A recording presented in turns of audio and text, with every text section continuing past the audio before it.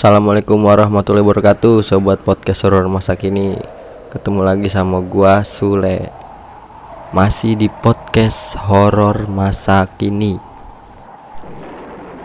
Podcast yang membahas tentang true story horor, kisah-kisah misteri yang pernah dialami oleh seseorang atau kalian semua juga bisa mencurahkan, memberikan kisah-kisah kalian dari semua sumber. Di sini gua tampung dan tentunya bikin bulu kuduk kalian merinding disco coy. Sebelum gua lanjut ke ceritanya nih, gua pengen sapa kalian semua. Apa kabar sobat PHMK? Semoga kalian disehatkan badannya, dilancarkan rezekinya, dimudahkan segala urusan-urusannya. Amin.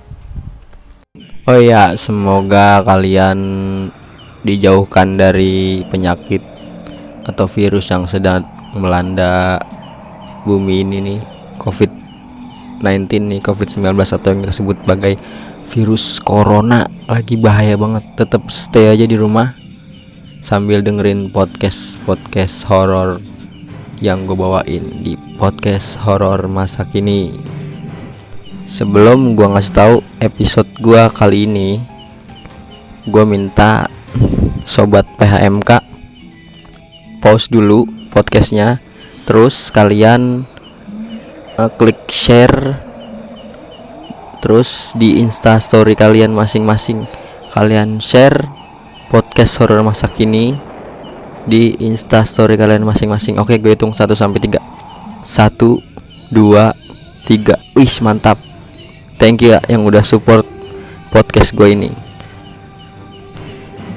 Nah, untuk episode gue kali ini, gue masih bawain true story-nya dari akun Twitter @simpleman yang berjudul Rumah Rombe. Ini real ya story-nya, true story, benar-benar real yang dialami oleh si pemilik akun Simpleman ini. Kalian mau tahu cerita selanjutnya? Pantengin aja di PHMK ya sobat. Pasang headset atau earphone kalian, dengerin di kamar sendirian, jangan lupa matiin lampu. Yuk, cus, langsung aja kita ke ceritanya. Not, gua di sini sebagai sang penulis.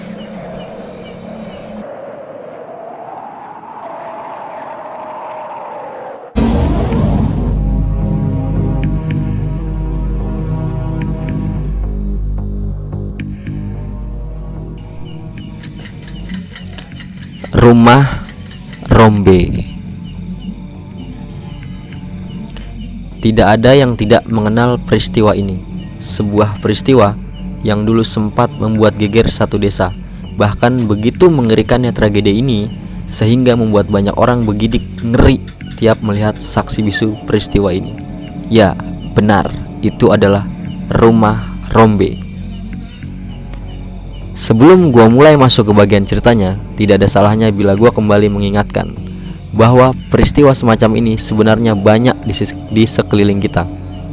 Hanya saja, apakah kita begitu peka untuk menyadarinya?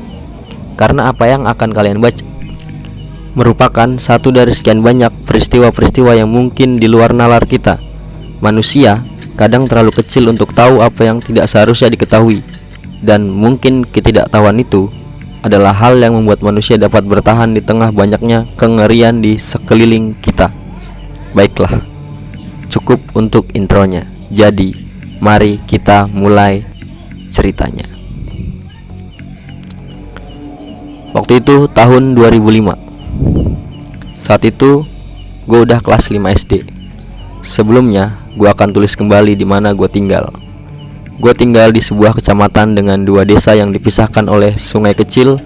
Jauh di hilir sungai ada sebuah pabrik gula bekas peninggalan Belanda. Kita tidak akan membicarakan pabrik itu.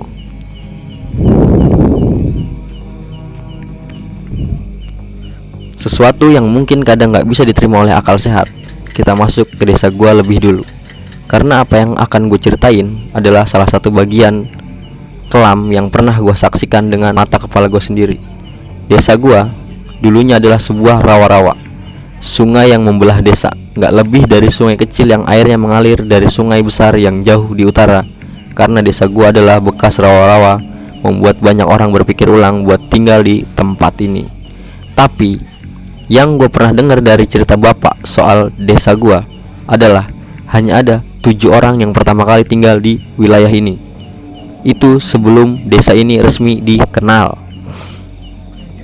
7 orang ini adalah cikal bakal yang membabat habis semua tumbuhan liar dan pohon besar untuk dijadikan tempat tinggal. Namun yang harus diketahui, sebelum 7 orang ini, rupanya ada satu keluarga yang lebih dulu tinggal di desa ini. Dia dikenal dengan nama Mbah Putri, wanita parubaya yang tinggal seorang diri di sebuah rumah tua peninggalan Belanda. Disinilah keanehan itu terjadi. Konon dari cerita bapak, rumah Mbah Putri adalah sebuah rumah yang menakutkan. Ada perasaan ngeri setiap kali memandang, dan Mbah Putri tinggal sendiri, hanya tinggal seorang diri. Padahal rumah itu cukup besar untuk ditinggali sebuah keluarga besar. Disinilah gue patut bangga. Kenapa? Karena 7 orang yang pertama kali membuka lahan di desa ini adalah kakek gue. Sekarang gue tahu kenapa kakek gue bisa membagikan tanah yang luas untuk 10 anaknya. 10 anak, bayangkan. Bapak sendiri adalah anak 3 dari 10 bersaudara. 6 orang lain gue juga kenal. Usia mereka hampir sama dengan kakek gue, dan gue gak heran. Tiap melihat mereka dan mendengar cerita bagaimana mereka menjadi yang pertama membuka lahan, gue sangat bangga. Tapi yang gue ceritain gak ada hubungannya dengan mereka, karena cerita ini dimulai dari rumah Mbah Putri. Seperti yang gue bilang, Mbah Putri hanya tinggal sendirian. Beliau tidak memiliki seorang anak, apalagi cucu. Jadi, apakah Mbah Putri tidak memiliki suami? Jawabannya, tidak. Mbah Putri dahulu memiliki suami, namun mereka sudah meninggal. Apa gue baru aja bilang mereka? Ya, mereka yang gue maksud adalah lebih dari satu. Mbah Putri pernah menikah lebih dari 14 kali. Awalnya gue gak percaya mendengarnya. Maksud gue, mana ada orang yang bisa menikah sampai 14 kali? Tapi kemudian gue percaya ketika cerita itu muncul dari nyokap gue sendiri. Lalu bagaimana bisa? Jawabannya, Mbah Putri rupanya bukan wanita sembarangan. Banyak yang mengatakan beliau berdarah ningrat sehingga ilmunya sangat tinggi. Lelaki yang menikahinya tak lebih dari lelaki yang tertarik dengan paras ayu beliau. Namun, konon Mbah Putri memiliki perewangan atau pengikut yang tidak pernah suka Mbah Putri dinikahi oleh lelaki biasa, sehingga banyak dari mereka yang akhirnya jatuh sakit kemudian meninggal. Cerita sekedar cerita, mitos terkadang hanya sebuah cerita usang. Gua kadang berpikir lagi, apakah itu benar? Sayangnya gue gak pernah bertemu dengan Mbah Putri, seingat gua. Tapi nyokap selalu membantah tiap kali gue ngomong gue gak kenal sama Mbah Putri. Nyokap pasti bilang bahwa waktu gue kecil, gue sering digendong sama Mbah Putri dan beliau sangat menyukai gue. Setiap dengar nyokap ngomong itu, gue selalu merinding.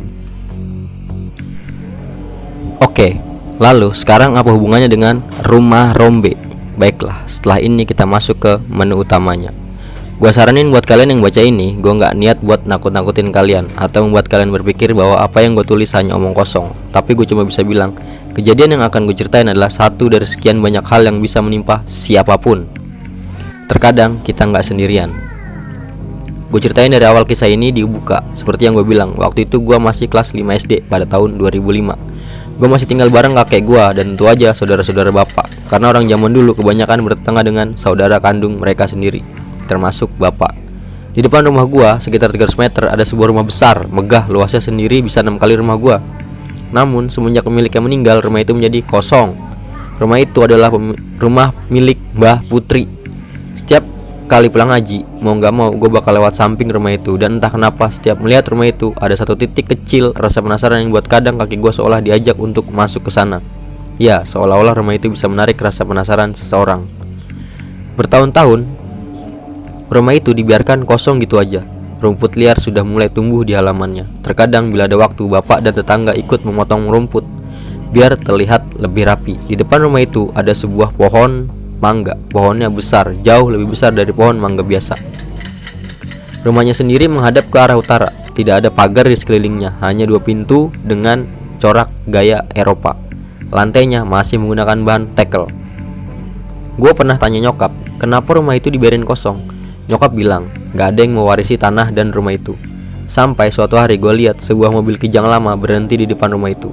Rupanya rumah itu sudah dimiliki oleh seseorang, dan tidak akan lama lagi rumah yang udah kosong bertahun-tahun itu akan ada yang menempati lagi. Gue punya firasat buruk soal ini. Keluarga Rombe. Itu yang pertama gue denger waktu nyokap ngobrol sama bapak. Keluarga Rombe bukan orang asli Jawa. Seingat gue beliau berasal dari Kalimantan. Alasan kenapa beliau tinggal di sini adalah karena keluarga Rombe memiliki bisnis di bidang pembuatan bego atau sak untuk padi. Keluarga Rombe dipimpin oleh Ibu Parubaya. Mungkin usianya sekiranya kalau gua nggak salah 51 tahun, masih bugar. Beliau menggunakan bahasa Indonesia, belum bisa menggunakan bahasa Jawa. Beliau memiliki 3 orang anak. Yang paling tua adalah Mas Romi. Usianya mungkin 21 tahun waktu itu. Anak keduanya adalah seorang perempuan namanya Mbak Rahel, usianya sekitar 18 tahun. Dan yang bungsu namanya Tommy, 14 tahun. Penilaian gue tentang mereka adalah mereka keluarga baik-baik. Bahkan baru pertama kali kenal, mereka membagi-bagikan makanan ke tetangga. Selain itu, mereka juga tidak pernah lupa menyapa tetangga. Bukan kriteria orang kaya yang sombong. Lalu semua dimulai pada saat itu. Suatu malam, Bu Rombe pernah bermimpi. Beliau didatangi oleh orang yang tubuhnya besar dan tinggi. Kulitnya hitam pekat sehingga wajahnya tidak kelihatan. Tidak hanya satu, melainkan bergerombol. Mereka meminta Bu Rombe mengikutinya. Gue inget, karena Bu Rombe pertama kali menceritakan ini sama nyokap gue. Gue cuma curi denger. Dan karena waktu itu gue cuma anak kelas 5 SD, mungkin pikir nyokap gue gak akan ngerti. Gue bisa lihat mata Bu Rombe berair seperti menangis, bibirnya gemeter. Nyokap hanya mengatakan agar beliau tenang, sesekali mengelus bahu. Kumpulan makhluk hitam itu membawa Bu Rombe bertemu dengan satu makhluk yang besarnya berkali-kali lipat dari makhluk yang membawanya.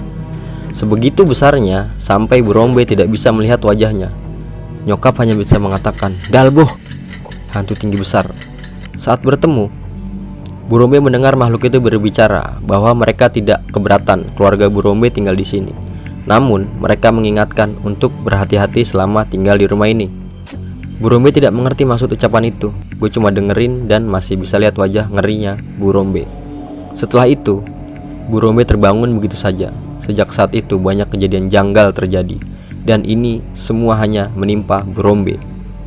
Mula-mula, waktu Bu Rombe mendengar suara bising di dapur, beliau pergi untuk melihat. Dan ketika sampai di dapur, beliau melihat gayung melayang begitu aja. Awal ini semua masih bisa ditahan oleh Bu Rombe karena beliau adalah Kristen yang taat. Namun semakin lama semakin menjadi-jadi. Kamarnya Bu Rombe ada di dekat ruang tamu. Di lorong pertama di samping jendelanya ada pohon jambu air besar. Pernah waktu beliau sedang tidur, ada suara tawa cekikikan dari luar jendelanya. Karena penasaran, beliau mengintip lewat celah jendela. Dan betapa terkejutnya waktu melihat ada wanita bergaun merah duduk di salah satu tiang pohon jambu air, menatapnya dengan mata hitam. Semua kejadian ini hanya diceritakan sama nyokap, karena rumah gua adalah rumah yang paling dekat dengan rumah Bu Rombe. Selain itu, nyokap bila ada kesulitan keuangan, Bu Rombe lah yang selalu membantu. Nyokap pernah ngasih saran untuk memanggil kiai atau orang pintar, tapi Bu Rombe menolaknya. Beliau adalah umat Kristiani yang taat dan memanggil kiai atau orang pintar tidak ada dalam imannya. Namun bukan berarti Bu Rombe pasrah dengan keadaan ini. Pernah ia memanggil teman gerejanya, seorang wanita uzur, dan ketika wanita itu menetap semalam, wanita itu menjerit tak henti-hentinya dan mengatakan bahwa rumah ini dibangun di tanah terkutuk. Hal ini sempat membuat orang-orang desa berkumpul, karena wanita itu terus berteriak dan menjerit seperti kesetanan. Bu Rombe pun semakin takut, sementara anak-anaknya tidak tahu apa-apa. Semua gangguan-gangguan itu rupanya terus berlanjut dan menjadi semacam rutinitas bagi Bu Rombe, sampai beliau tahu di mana tempat dan siapa penunggunya. Hal ini belum menimbulkan konflik kekerasan fisik sampai Brombe kembali bermimpi, mimpi yang sama, bertemu dengan makhluk hitam dan membawanya ke sosok besar dan tinggi itu lagi.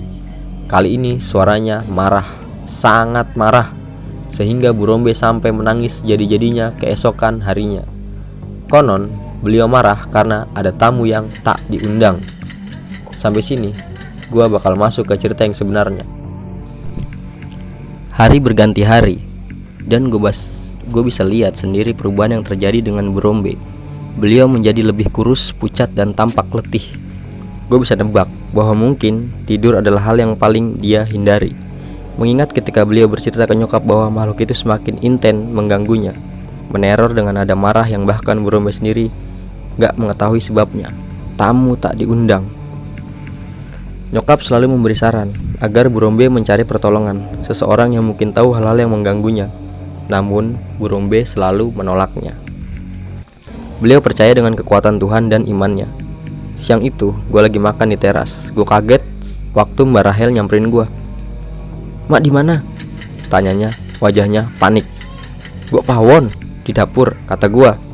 Nyokap yang denger suara Mbak Rahel buru-buru keluar, air matanya sekarang keluar.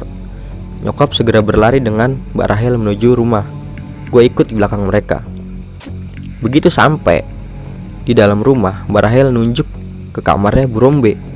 Dibuka pintunya, dan seketika bau anyir bangkai tercium menyengat. Begitu menyengat sampai gue gak mau masuk lebih jauh. Tapi gue bisa lihat dengan mata kepala gue sendiri, Brombe tengah terduduk di atas ranjang, matanya merah baru menangis. Kondisinya benar-benar gak karuan. Kemudian beliau muntah cairan hitam yang gue yakin bukan darah. Warnanya hampir sama dengan darah mengering, tapi itu bukan darah, karena bau anyir busuk itu berasal dari cairan. "Tolong," ucapnya, "tolong." Nyokap langsung lari mencari Pak RT. Pak RT datang dan beberapa warga, tapi ketika mereka masuk, gue inget Brombe malah tertawa cekikikan. Kemudian berteriak lantang, "Metu! Keluar!" Bingung. Itu yang gue yakin sekarang ada di dalam pikiran Pak RT dan bapak-bapak. Karena setiap kali Pak RT mengingatkan untuk istighfar, Brombe justru tertawa. "Oh, poiku istighfar. Imanmu icek sak jentik tanganku, gak usah gaya-gayaan." Apa itu istighfar? Imanmu saja masih sekecil jari kelingkingku, gak usah pamer. Tegang wajah semua orang, termasuk gue yang ada di baris paling belakang, sekedar mengintip. Di luar rumah, orang-orang berdatangan semakin ramai. Mbak Rahel kemudian mendekat. "Kamu siapa? Mama mana bisa bahasa Jawa." "Makmu." Dia tertawar lagi, lebih keras dari sebelumnya. "Aku tutu makmu cah wedok. Aku bukan ibumu anak gadis." Pak RT cuma menahan Mbak Rahel agar tidak mendekatinya. Sampai Mbah Gimon muncul. Beliau masuk ke kamar dan melihat langsung apa yang ada di depannya. Demetasu, setan anjing. Mbah Gimon itu tetangga jauh gua. Kesehariannya hanya berkebun, tapi beliau pernah menghadapi hal semacam ini, yaitu ketemplean atau kesurupan. Yang bikin gua takjub, Mbah Gimon tidak membaca ayat suci untuk hal mistis semacam ini. Karena setahu gua cara itu yang dilakukan untuk mengusir sebaliknya. Mbah Gimon hanya menekan jari kaki Brombe, lalu Brombe menjerit sambil memaki-maki. Bapak-bapak inisiatif memegangi badan Brombe yang mulai mencakar wajahnya sendiri. Setelah beberapa saat, Brombe jatuh pingsan. Mbah Gimon kemudian melotot melihat ke kamar Brombe, seperti ada yang beliau cari. "Gok endi ki? Di mana ini?" katanya. "Golekino apa toh, Pak?" "Cari apa, Pak?" kata warga yang kebingungan. Mbah Gimon keluar dari kamar Brombe, berbelok masuk kamar Mbak Rahel. Semua orang mengikuti. Akhirnya dia membawa keluar sebuah boneka beruang kecil. "Kono iki tekanan dindo. Kamu dapat dari mana ini, Nak?" Mbak Rahel yang awalnya kebingungan lalu menjawab, "Dikasih, Mbah, sama seseorang waktu pulang sekolah." Ojo gelem ya, Nduk. Lek ono sek ngekei. Jangan mau lagi ya kalau ada yang ngasih kayak gini lagi." Dirobeknya boneka itu, dan di dalamnya ada boneka kayu kecil. Di ujungnya ada beberapa helai rambut.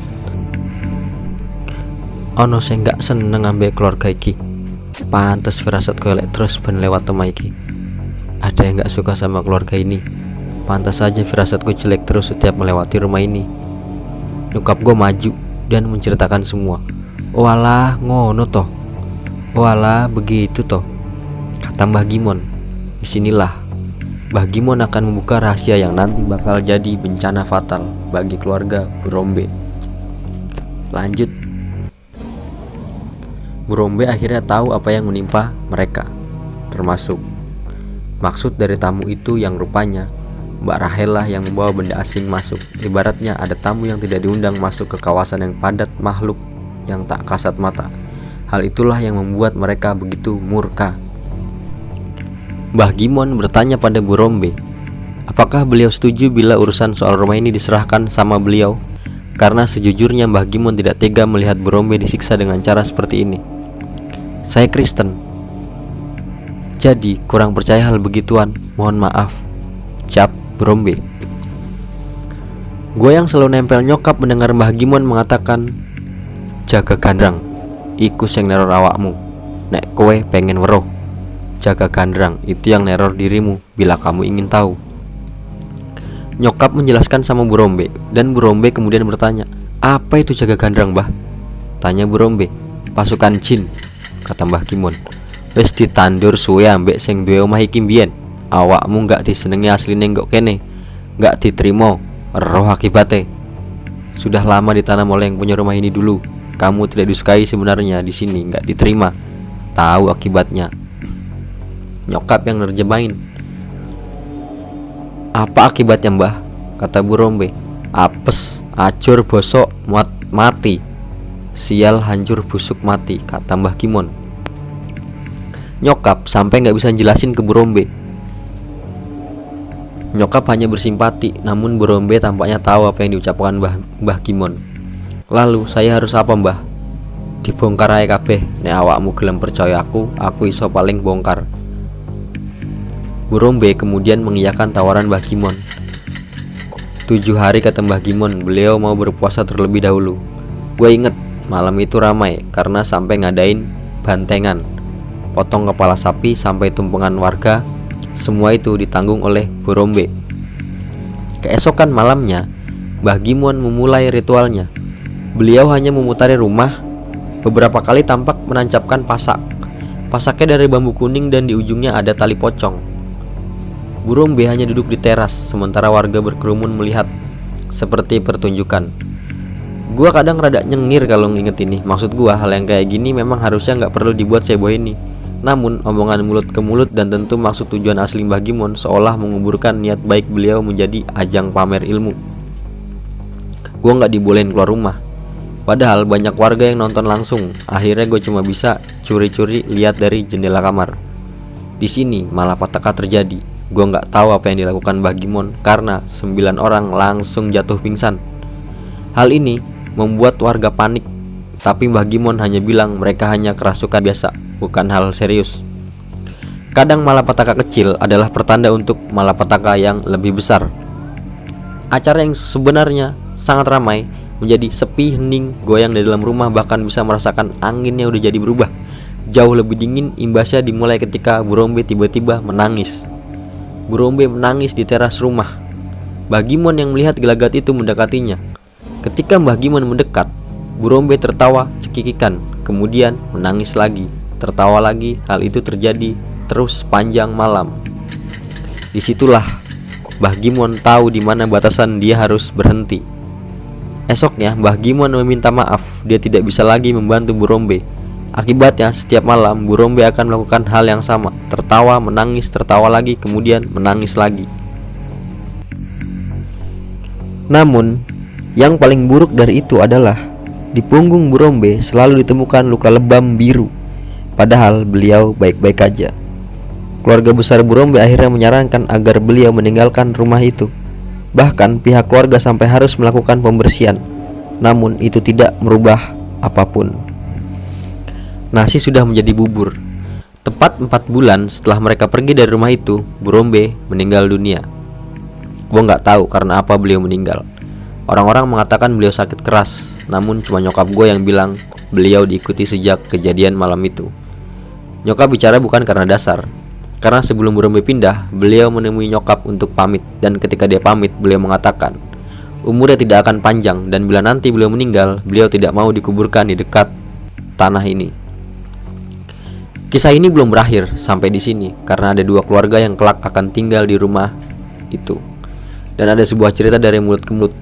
Pernah suatu malam, di jendelanya, seseorang melihat Brombe berdiri di sana melotot memandang keluar rumah. Bila ada yang berpikir kisah ini berakhir setelah Brombe meninggal, maka hal itu salah besar. Justru, konon, cerita dari mulut ke mulut, bila seringkali ada yang melihat lampu di rumah itu menyala, padahal rumah itu sudah dibiarkan kosong.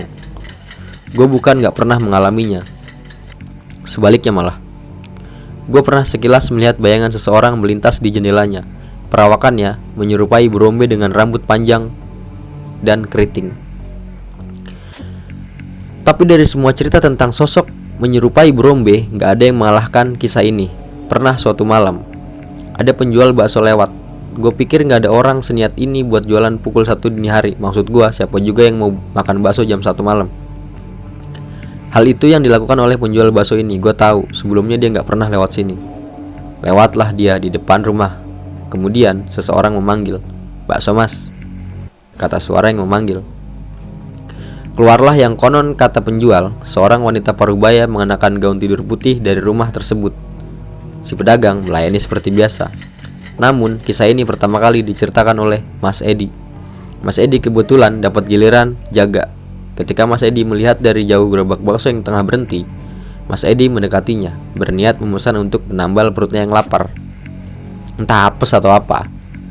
Ketika Mas Edi memperhatikan yang seksama, yang di hadapan adalah sosok wanita. Masalahnya, kaki wanita itu tidak menapak di tanah. Mas Edi menunggu lama, sampai akhirnya tukang bakso itu kembali menjajakan dagangannya. Begitu sudah jauh dari rumah itu, Mas Edi menegur tukang bakso itu. Mas, sini," kata Mas Edi. Tidak yakin apa yang harus memberitahu. "Tadi siapa mas yang beli baksonya?" tanya Mas Edi berusaha memancing pembicaraan. "Yang punya rumah kayaknya sih mas. Saya nggak tahu. Tadi nggak biasa jual di sini." "Kenapa ta mas?" tanya si pedagang. "Masnya nggak tahu kalau rumah itu sekarang kosong?" Si pedagang mulai menaruh curiga.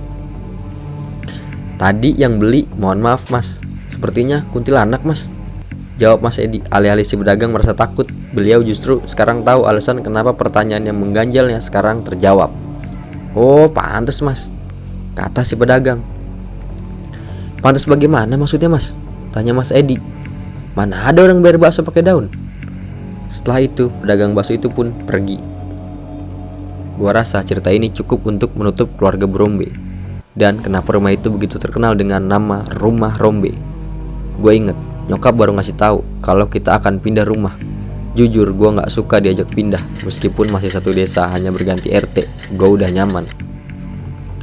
2 bulan sebelum gue pindah, gue lihat ada sebuah mobil berhenti di depan rumah Brombe. Rupanya itu adalah mobil Mas Romi. Di sampingnya ada seseorang, pria dan wanita. Usianya setara sama nyokap. Gue cuma lihat dari jauh. Tampaknya Mas Romi sedang berbicara dengan mereka. Beberapa hari kemudian, gue akhirnya tahu bila rumah itu terjual kepada keluarga baru yang akan menempati rumah itu. Entah keluarga yang akan menempati rumah itu atau tidak. Namun, bila gue jadi mereka, gue gak akan pernah mau beli rumah itu sekalipun dijual dengan setengah harga. Namun rupanya, keluarga ini begitu suka dengan rumah itu, karena keesokan harinya mereka bertamu di rumah gue. Mereka berasal dari Jawa Tengah, sebuah keluarga Kristen. Mereka juga bercerita memiliki 2 anak putra. Namun, mereka akan datang 2 hari sekali. Yang tua seumuran dengan gue, yang bungsu usianya masih 7 tahun. Dan kemungkinan mereka juga akan pindah sekolah di sekitar sini. Dari semua keluarga yang bakal gue ceritain, keluarga inilah yang paling akrab sama gue, karena mungkin mereka memiliki anak yang usianya sebaya dengan gue. Besoknya, gue diminta Pak Albert, nama bapak yang akan menempati rumah ini, dengan Bu Eli, menyambut anak mereka, Stefanus dan Eng. Waktu gue lihat Stefanus, gue sempat minder. Walaupun usianya sama dengan gue, perawakannya tinggi besar. Namun ketika gue melihat saudaranya si Eng, gue gak mau komentar apapun. Sebelumnya gue minta maaf karena si Eng rupanya memiliki kelainan mental. Ada hal yang menarik perhatian gue dari Eng waktu pertama kali masuk. Secara mengejutkan dia berlari dengan gelagat seperti anak usia balita. Dia berlarian ke sana kemari, namun mendadak dia berhenti di depan pintu kamar yang dulu dipakai oleh Bu Rombe. Dia diam di sana lama, kemudian mengatakan dengan senyuman ganjil, "Ante." Waktu itu gue belum paham apa yang dibicarakan, sampai Stefanus mengatakan Eng biasanya berbicara dengan logat kurang sempurna. Gue berdiam diri sebentar sebelum gue berpikir, "Ante?" Terdengar seperti ucapan tante. Gue merinding dengernya.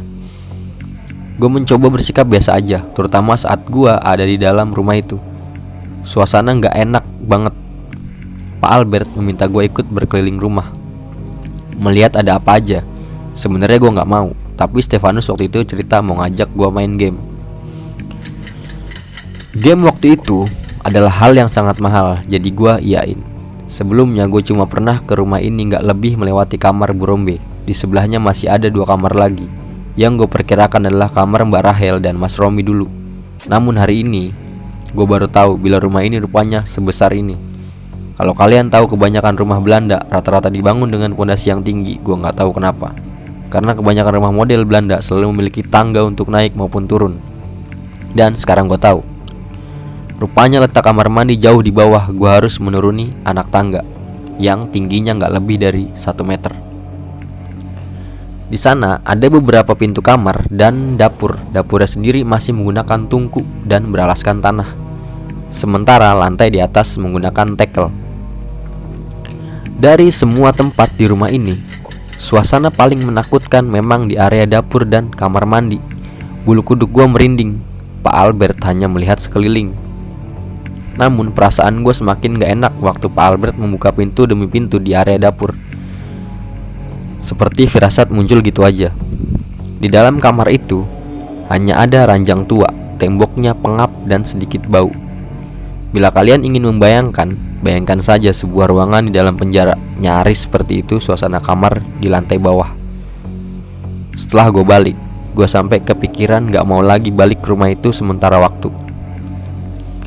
Rupanya gangguan-gangguan itu mulai bermunculan ketika gue denger Stefanus bercerita. Stefanus menggunakan kamar nomor 2 yang dulu menjadi kamar Mbak Rahel, sementara si Eng menggunakan kamar yang dulu digunakan Bu Rombe. Kamar ketiga tentu digunakan Pak Albert dan Bu Eli. Stefanus pernah cerita waktu tengah malam dia terbangun karena tiba-tiba merasa aus. Karena air ada di dapur, maka ia pergi ke sana sendirian. Begitu menuruni tangga, Vanus merasa dirinya gak sendirian. Setelah mengambil air dari kendi dan menuangkan dalam gelas, Vanus mendengar suara. Suaranya seperti ranjang reot ketika diduduki. Krit, krit. Suaranya berasal dari satu kamar. Penasaran, Vanus mendekat. Suaranya semakin keras, sampai Vanus berdiri di depan kamar itu. Tangannya sudah siap membuka pintu, namun Pak Albert menepuk bahunya. Sudah minumnya. Vanus kaget. Pak Albert meminta Vanus kembali ke kamarnya. Keesokan harinya, pintu itu disegel oleh Pak Albert. Gue yang denger gak berkomentar sama sekali. Bahkan waktu Venus bilang, "Mau gak nginep di rumahku malam ini? Papa gak di rumah malam ini, jadi kita buka kamarnya." Gue cuma nyengir, kemudian menolaknya keras-keras. Kejadian berikutnya waktu gue main game sama Vanus. Tahun segitu yang bisa gue mainin cuma game Mario sama game Circus. Waktu gue lagi asik-asik main, gue denger suara berisik dari kamar si Eng. Vanus baru aja tidur, membiarkan gue main sendirian. Awalnya gue acuin tuh suara, tapi suaranya makin menjadi-jadi. Gue rada kesel, walaupun kelainan, si Eng ini pecicilan dan gak bisa diem. Gue inisiatif buat lihat apa yang dia lakuin. Ketika gue buka pintu, gue kaget waktu si Eng sedang ngunyah sesuatu. Awalnya gue cuma lihat doang, sampai gue sadar yang dia gigit rupanya kecoa hidup. Gue lari bangunin Vanus, dan begitu dia bangun, kami kembali menemui Eng. Vanus membuka mulutnya dan dia benar-benar nelan itu binatang. Eng gak pernah kayak gini, kata Vanus. Nanti biar gue aduin mami. Gue akhirnya pamit. Tapi sebelum gue keluar rumah, gue bisa lihat Eng nyengir ke arah gue terus menerus. Kayak dia ngeliatin gue, entah kenapa gue udah mulai mikir yang enggak tentang anak ini. Jujur, gue gak suka sama si Eng. Dan gue juga tahu si Eng juga gak suka sama gue. Tapi karena dia cuma anak berkebutuhan khusus buat gue, kadang harus jaga sikap, sedangkan dia bersikap seenaknya. Gue biasa ngobrol sama Vanus di teras, dan kalian tahu apa yang Eng lakuin? Cuma ngeliatin gue. Dia ngeliatin gue dari jendela, nyengir. Jelas aja gue keganggu. Tiap gue aduin ke Vanus, dan Vanus akan marahin si Eng. Terus si Eng bilang dengan ucapan yang gak jelas, "Ante au ain." Anehnya di telinga gue terdengar, "Tante mau main." Gue putusin menghindari rumah itu.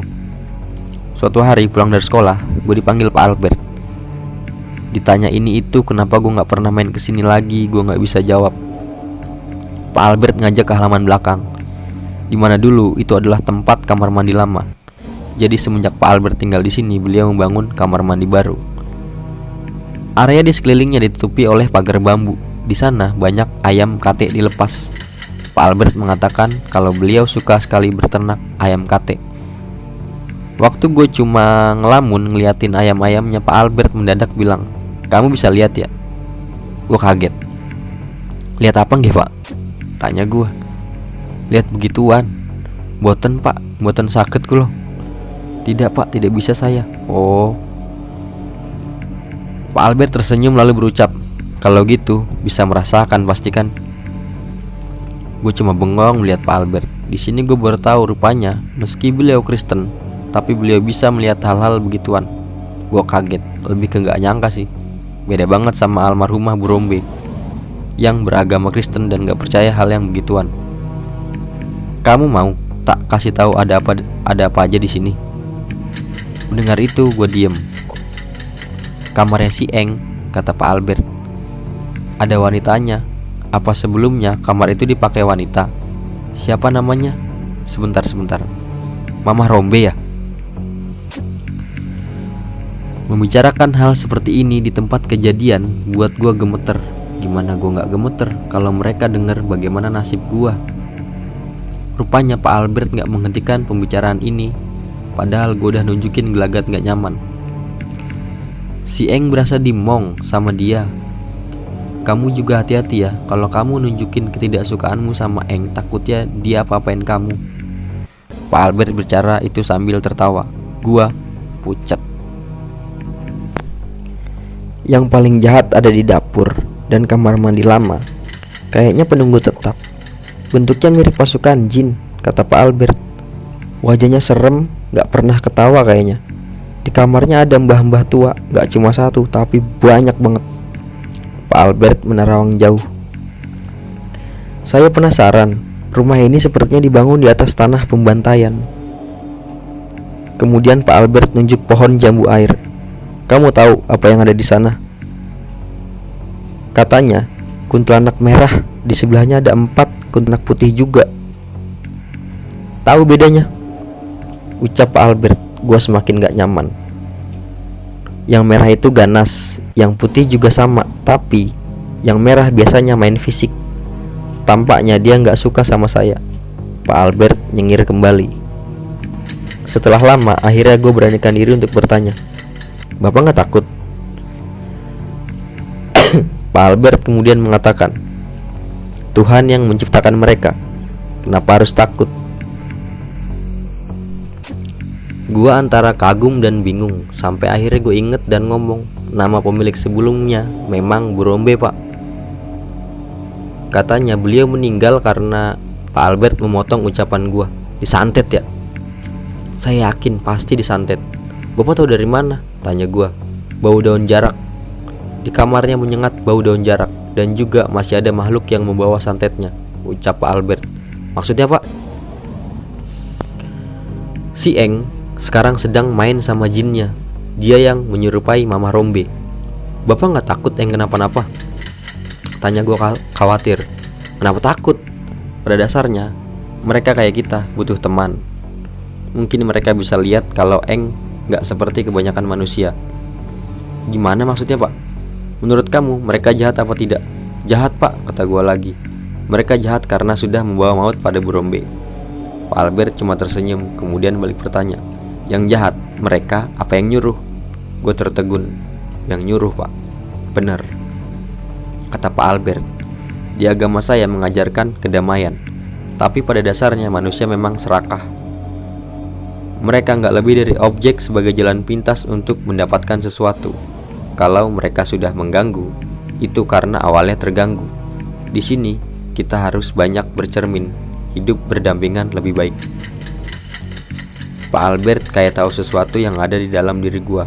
Semua kalimatnya menohok, seolah memukul gua dengan anggapan bahwa semua makhluk semacam itu ya jahat, padahal ada sisi lain yang bisa diambil bila kita bijaksana.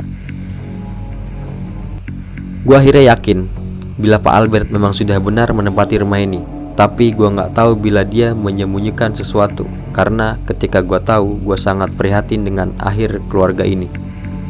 Minggu pagi adalah hari kartun bagi anak-anak. Karena gua nggak punya TV dan satu desa yang punya bisa dihitung dengan jari, gua pergi ke rumah Vanus. Gue inget Vanus pamit mau ke warung. Akhirnya cuma gue yang nonton TV di ruang tengah. Si Eng ada di kamar.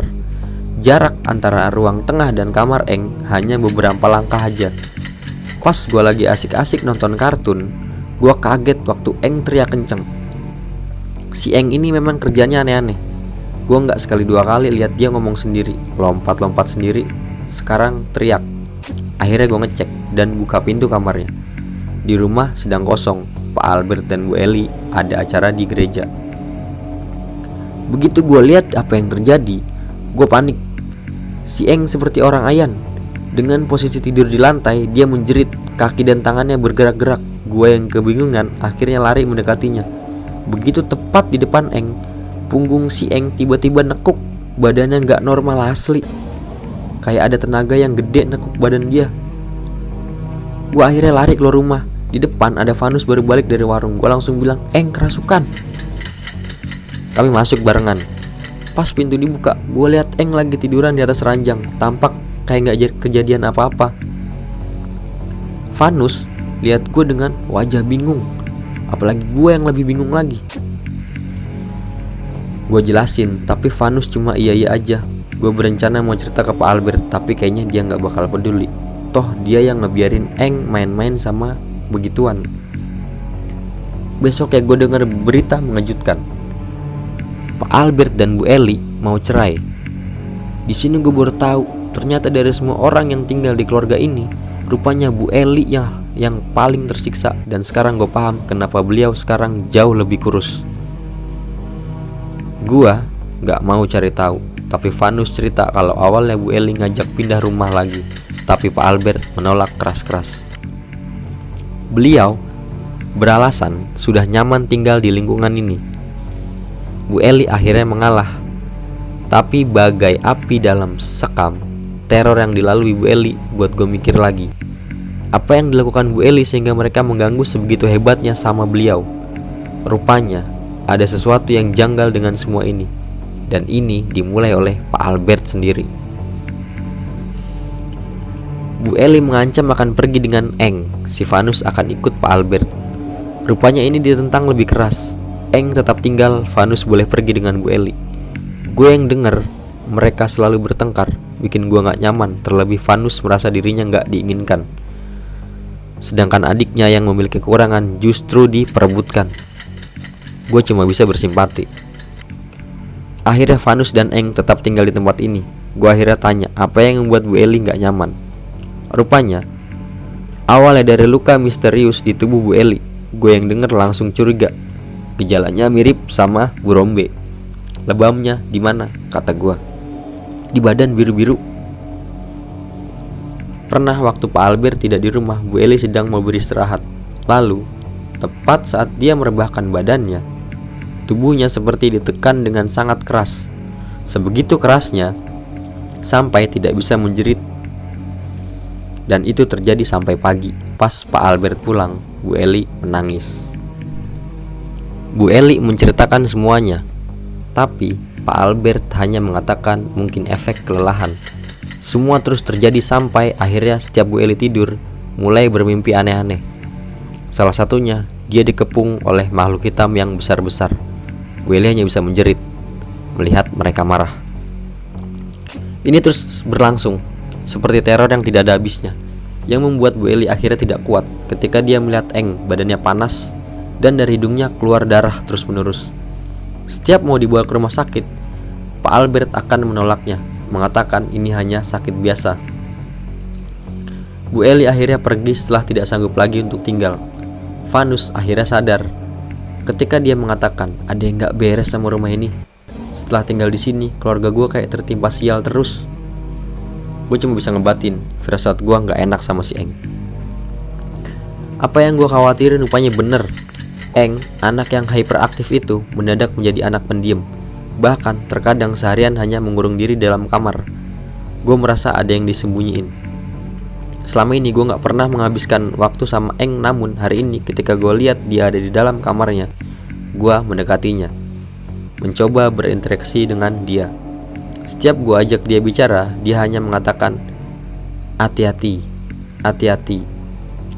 Awalnya gue mikir itu hati-hati, ternyata itu adalah mati.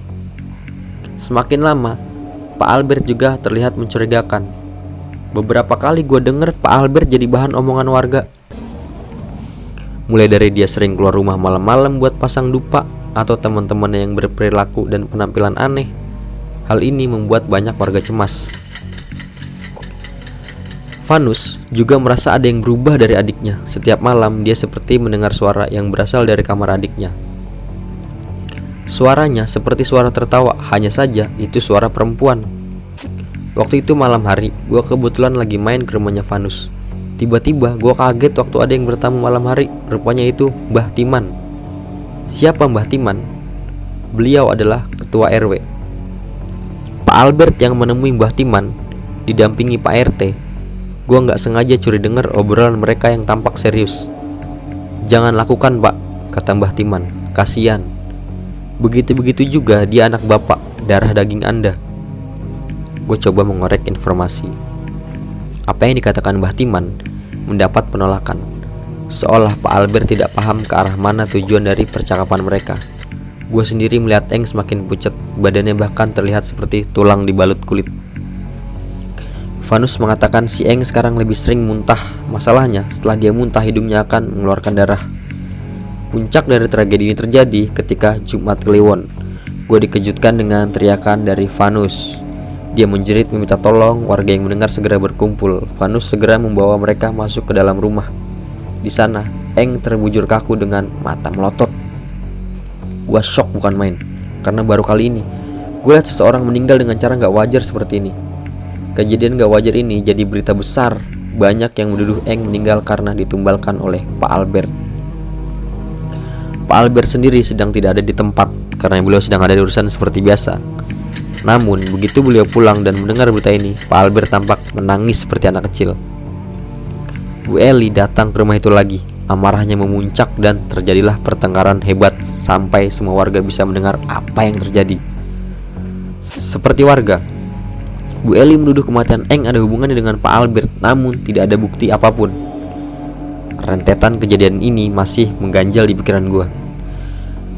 Namun gue juga gak bisa membuktikan apapun itu. Tapi satu hal yang gak pernah gue lupain adalah kepergian Pak Albert dari rumah itu menyisakan satu masalah yang paling fatal.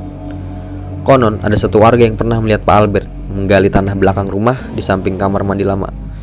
Galiannya menyerupai kuburan, namun ukurannya tidak terlalu besar, dan rumor yang menyebar itu adalah kuburan milik Eng. Walaupun itu sekedar rumor, namun sejak dengar itu, setiap gue kepikiran halaman belakang rumah Bu Rombe, gue kebayang kalimat Eng, Ati, yang berarti mati.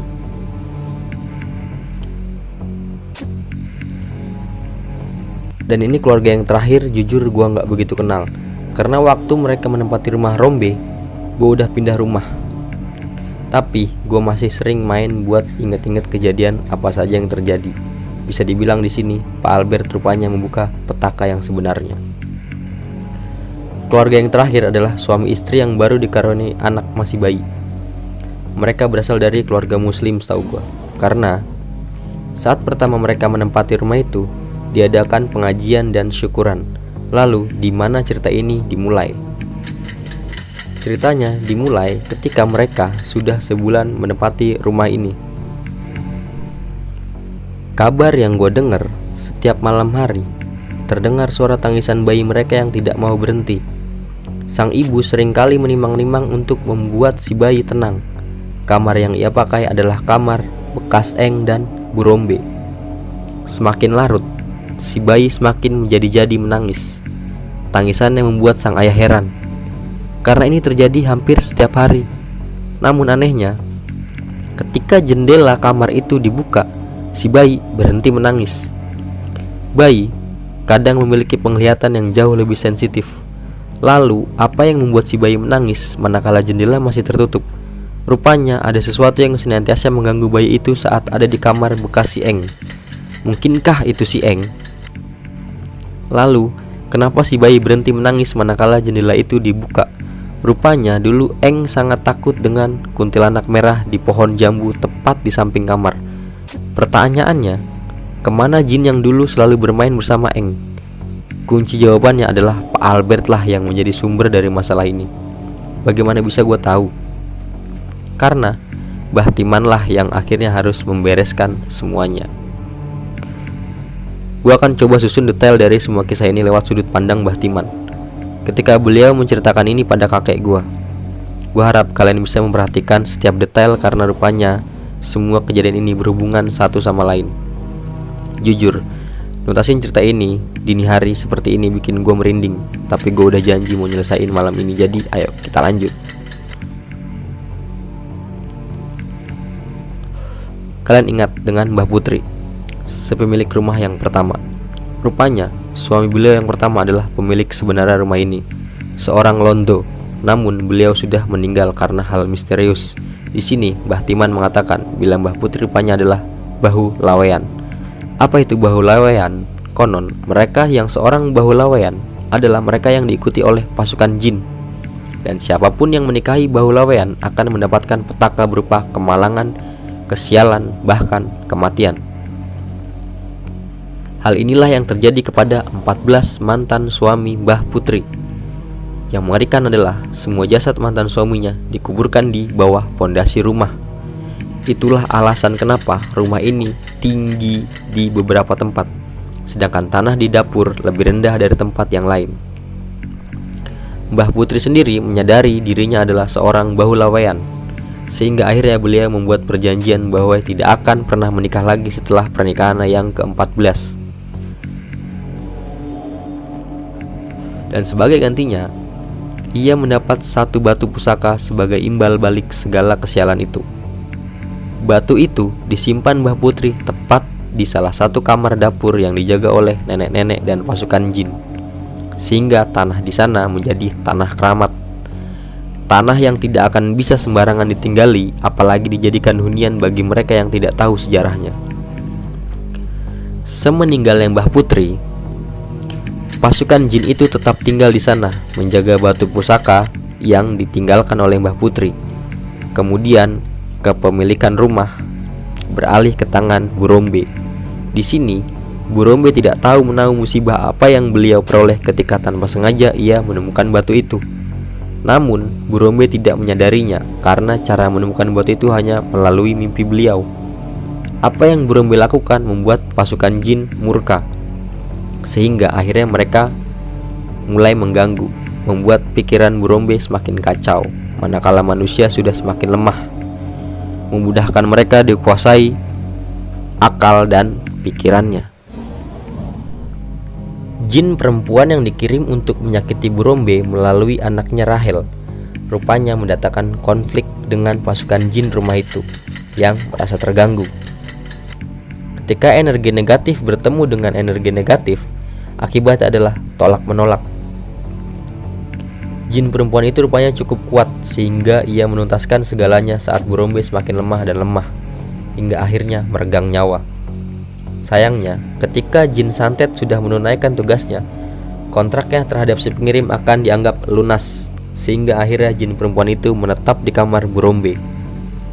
Disinilah Pak Albert tahu tentang batu pusaka itu dari jin perempuan yang kebetulan menyukai Eng.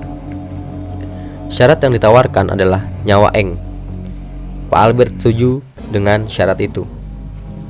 Kontrak yang dijalin manusia dan bangsa jin memang bersifat mengikat, sehingga konsekuensi apapun harus diterima. Salah satunya adalah serangan masif pasukan jin terhadap Bu Eli. Namun hal itu tidak juga diindahkan oleh Pak Albert yang sebegitu inginnya dengan batu pusaka yang konon bisa mengangkat derajat manusia. Mbah Timan memperingatkan Pak Albert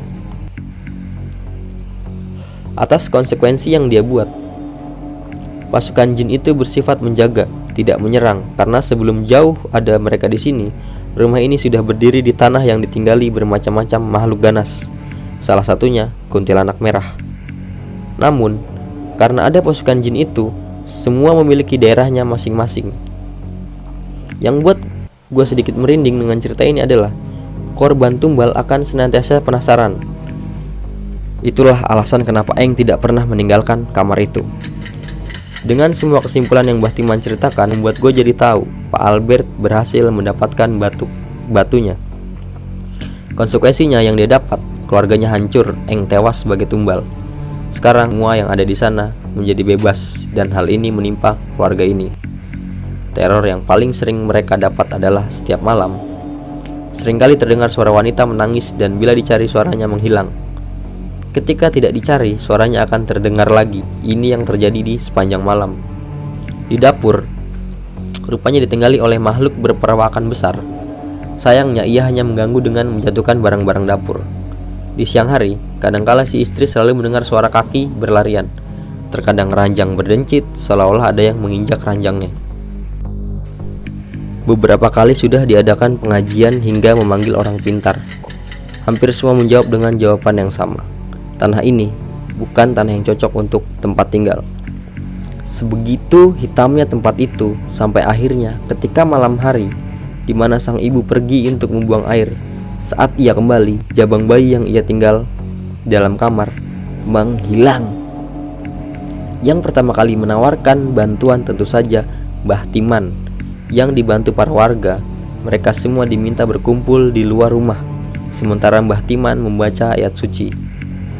Warga yang dikirim sebelumnya mengkonfirmasi tidak menemukan apapun. Suasana saat itu tegang. Sampai akhirnya Mbah Timan memerintahkan warga mengambil barang-barang dapur yang bisa dibawa, khususnya yang menimbulkan suara. Dibantu warga, barang-barang segera ditabuh, riuh suasana seperti sebuah pesta. Dan Mbah Timan mulai berjalan memutari rumah. Satu demi satu, beliau melihat makhluk-makhluk itu memenuhi segala tempat, menari mengikuti tabuhan barang-barang dapur warga. Ketika berhenti tepat di kamar mandi lama, Mbah Timan melihat sesosok nenek tua. Tubuhnya 3 kali tubuh Mbah Timan. Rambutnya panjang sampai menyentuh tanah. Begitu melihat Mbah Timan, wajah makhluk itu melotot marah. "Kembalikan. Itu bukan anakmu." Makhluk itu tidak menggubris. "Jangan sampai saya menggunakan cara yang kasar untuk meminta." Para warga yang sedari tadi mengikuti Mbah Timan menabuh semakin keras. Sebegitu kerasnya sampai makhluk itu menari-nari mengikuti tabuhan warga. Mbah Timan segera mengambil bayi yang ada di kakinya. Disembunyikan di bawah pohon seukuran mata kaki. Yang anehnya, sebelumnya para warga tidak ada yang bisa melihat ada bayi di sana. Bayi dikembalikan dengan selamat ke pangkuan orang tuanya. Lalu Mbah Timan berujar, "Rumah ini tidak baik untuk ditinggali. Yang baru saja mengambil bayi kamu itu Wewe Gombel. Sebelumnya dia tidak pernah berani ke sini, tapi sekarang jadi berani karena rumah ini sangat dingin. Namun kalau panjenengan masih ingin tinggal, saya sarankan siap mental. Yang di sini bukan hanya kuntilanak, Wewe Gombel, tapi masih banyak lagi. Jadi saya serahkan keputusannya sama kalian." Mendengar itu, pasangan suami istri itu akhirnya mengikuti apa yang Mbah Timan katakan. Mereka hanya menempati rumah itu tidak lebih dari 2 bulan. Selebihnya hingga saat ini rumah itu dibiarkan kosong. Menjadi monumen paling dihindari bahkan hingga saat ini. Terakhir gue lihat rumah itu 4 bulan yang lalu, masih kokoh berdiri meski tanda kehidupan tidak terlihat sama sekali. Yang pertama kali gue ingat setiap kali melihat rumah itu adalah kejadian-kejadian yang membuat gue kembali berpikir betapa kecilnya gue di tengah rahasia-rahasia yang gak gue pahami sebagai manusia. Begitu kecil dan polos. Sekali lagi, gue gak berniat menakut-nakuti, gue hanya sekedar berbagi. Ada kalanya hal-hal seperti ini bisa menjadi pelajaran untuk mawas diri, bahwa sebagai manusia tidak sepantasnya kita bersombong diri dengan menghalalkan segala cara untuk meraih apa yang kita inginkan. Yang jelas, gak akan ada orang di desa gua yang bakal melupakan satu dari ratusan hal-hal di luar nalar itu yang pernah terjadi di sini.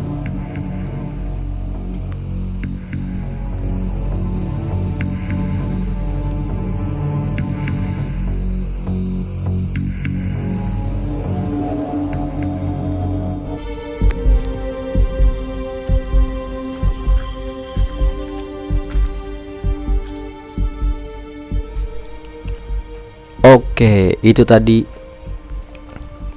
tweet dari akun Twitter Simple Man yang berjudul Rumah Rombe. Gila, ini tweet lumayan panjang. Cukup serem nih, banyak kejadian-kejadian di rumah itu yang gak gua nyangka.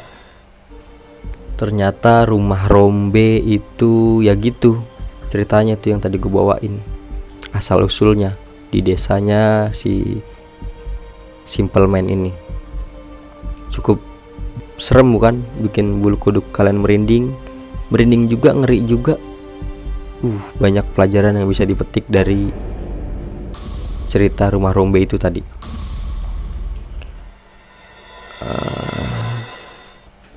Gimana ya gue mau ngejelasin lagi ya, bingung juga gue.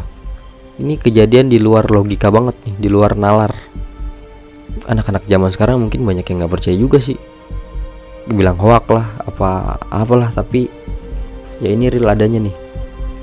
Gue cuma mau pesen, ada satu pesen dari Simple Man yang isinya ada yang lebih besar dari apa yang kita sebut dengan dunia ini. Jadi kenapa kita tidak meminta kepadanya saja, bukan kepada yang menyekutukannya. Itu betul banget. Ya mungkin cukup segitu dulu nih, sekian dulu dari episode hari ini yang berjudul Rumah Rombe. Nanti akan ada episode lagi yang lebih menegangkan, menyeramkan, dan bikin bulu kuduk kalian merinding. Gue akan lebih cepet lagi mungkin ya, karena banyak kerjaan juga yang gak bisa bikin tiap hari di podcast horor masa kini nih gue. Jadi seminggu paling sekali, mungkin kalian sabar aja. Nanti kedepannya gue bakal lebih seminggu 3 kali lah. Ya mudah-mudahan, doain aja gue sehat-sehat terus. Oke. Sebelumnya gue ucapin terima kasih banyak buat pendengar podcast horor masa kini. Sampai ketemu di PHMK episode selanjutnya. Gue ucapin assalamualaikum warahmatullahi wabarakatuh.